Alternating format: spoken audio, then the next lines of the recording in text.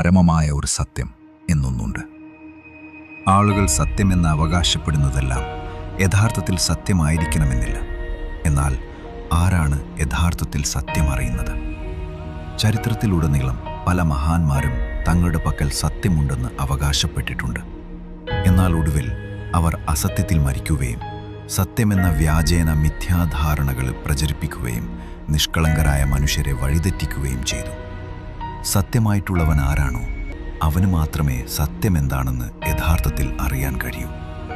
സത്യത്തിന് മാത്രമേ നിങ്ങളെ സ്വതന്ത്രരാക്കാൻ കഴിയൂ, പൂർണ്ണമായും സ്വതന്ത്രർ. അടിമത്തം, അജ്ഞത, തെറ്റിദ്ധാരണകൾ, തെറ്റായ വിശ്വാസങ്ങൾ, ലഹരി, പാപം എന്നിവയിൽ നിന്നുള്ള മോചനം. സത്യമെന്നത് വെറുമൊരു ആശയമല്ല, അത് ജീവനുള്ളതും അനുഭവവേദ്യവുമായ ഒരു യാഥാർത്ഥ്യമാണ്. ഇനി ആ പരമമായ സത്യം ഒരു വ്യക്തിയായിരുന്നുവെങ്കിലെന്ന് സങ്കല്പിച്ചു നോക്കൂ. അതെത്ര മഹത്തരമായിരിക്കും! ഒരു സ്വതന്ത്രമായ ജീവിതം അനുഭവിക്കാനായി നിങ്ങളുടെ ജീവിതത്തെക്കുറിച്ചുള്ള ആ പരമമായ സത്യമറിയാൻ നിങ്ങൾ